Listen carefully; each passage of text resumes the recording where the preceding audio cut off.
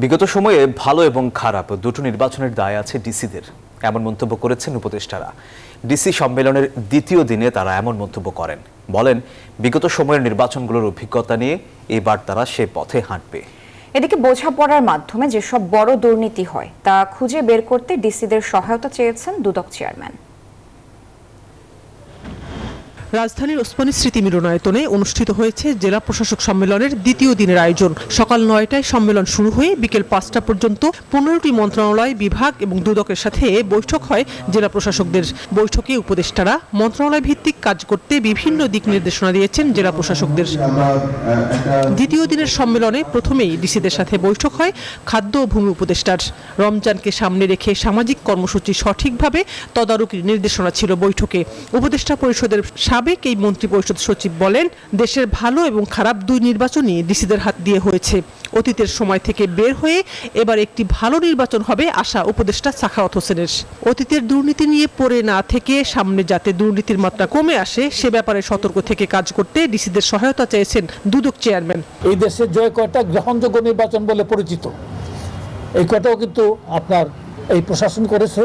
যে কয়টা বিতর্কিত এবং অত্যন্ত ঘৃণিত নির্বাচন বলে এগুলো তাদের মাধ্যমে করানো হয়েছে।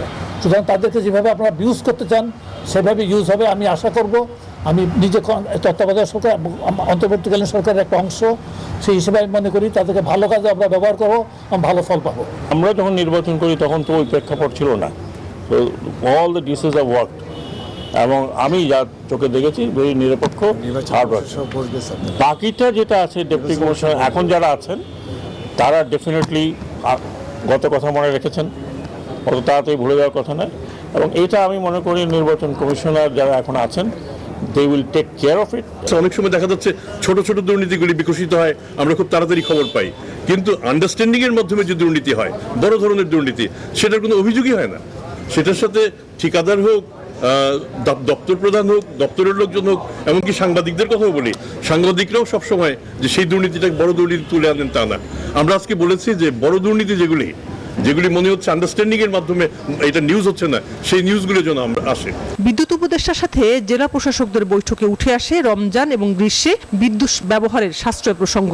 বিদ্যুতের ঘাটতি মেটাতে সরকারি, বেসরকারি এবং বাসাবাড়িতে 25-এর উপরে যাতে এসি না চলে তা তদারকি করা হবে। আমাদের এই এসি লোড প্রায় 5 থেকে 6,000 মেগাওয়াট, তো এইটাকে নিয়ন্ত্রণ করতে হবে। শাহনাজ ইয়াসমিন, নিউজ 24, ঢাকা।